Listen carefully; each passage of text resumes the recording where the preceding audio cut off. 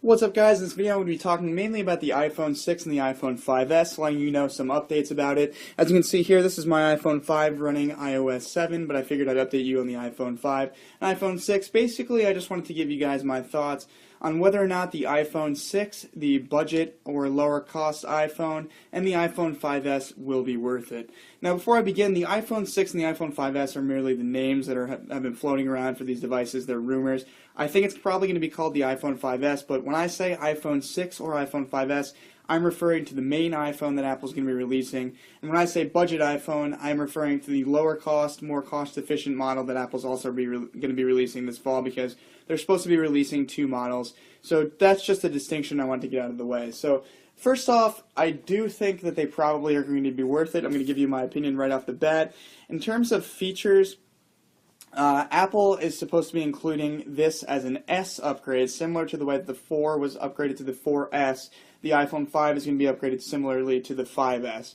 Now, in terms of features, this is supposed to include the regular incremental upgrades. It's supposed to include a better battery, better RAM, better camera, all that good stuff. In terms of exact specs, it's supposed to have about 2 gigs of RAM, which is double the RAM that it has now on the iPhone 5. It's supposed to have a 12 megapixel camera, supposedly, as I've heard, which is better than it has now, possibly with slow motion cameras. It's supposed to have the new iOS 7 operating system, which is great. The battery life is supposed to be included a lot better. It's supposed to have an A7 processor, not just a modified A6 processor that the iPhone 5 has now. So overall, all of those incremental upgrades are supposed to be good. But there is a catch into whether or not I do think it's worth it. I do think Apple's going to have to include something over the top, something rather extraordinary that's going to make people upgrade it, because although they will actually buy it if it is an incremental upgrade, I do think they're going to have to include better features to make their products compete with the Motorola X and other smartphones that are going to be on the market at the time. So the iPhone 5, their main selling point was the bigger screen and upgraded Siri and all that good stuff.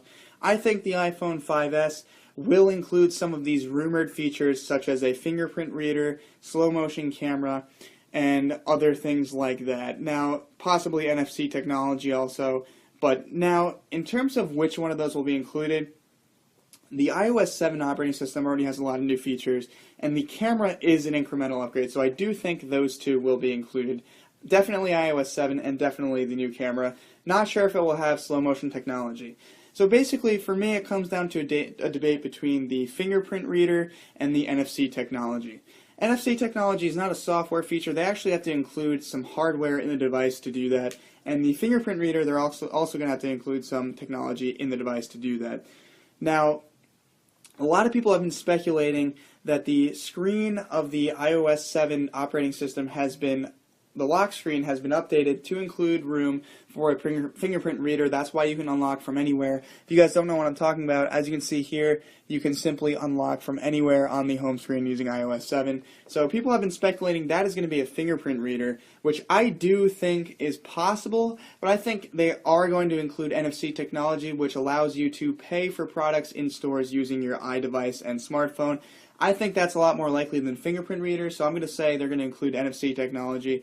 And the fingerprint reader, I think, will be a secondary feature, but I do think they're going to be including it, because that would be really cool. I do think the lock screen is formatted perfectly for it, and I think they're going to be updating it to include the fingerprint reader as well. So overall, in my opinion, I do think it will be worth it. I, as a tech reviewer, am probably going to go out and do a review for you guys, even if I don't purchase it, but I probably will be purchasing it. So stay tuned for the review on that. But for the everyday person who's not a tech reviewer, I think if you're with the iPhone 4S, you definitely should upgrade, just because you should upgrade every 2 years no matter what, unless you really want to save the money. But if you want to save the money from the iPhone 5, I don't think it'll be a huge upgrade, but I think it'll be pretty cool. I personally am going to be upgrading, as I said before, and if for some strange reason some cool new feature like a 4.3-inch screen comes out, or NFC technology or fingerprint reader comes out, then I think it could possibly be worth it for you guys, along with the new iOS 7, even if you're on the iPhone 5. So those are my thoughts on whether or not the iPhone 5S/iPhone 6 will be worth it. And the budget iPhone, really, I think will be worth it too, because it's just going to be a scaled down version of that. It's going to be made out of plastic instead of aluminum, be more cost effective, and have slightly less features than the iPhone 5S or iPhone 6 will have. So I do think both of them are going to be worth it, but I am an Apple fanboy. I could be biased, so leave your comments in the description if you guys have different comments or a different view on this, but that's my thoughts. This is my video. If you like this video, be sure to rate, thumbs up, and favorite it, as well as subscribe for more Apple content. I upload regular content every week, so stay tuned for that. Also, be sure to follow me on Twitter, my website, my Google Plus page, my Facebook page, and my vlog channel in the description. Those are also great ways to follow me, as I put daily content up there as well.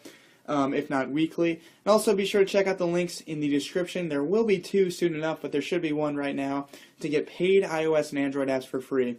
So thanks for watching, guys. Hopefully you enjoyed this video, and check out my channel for more content. I'll catch you in the next video. Peace.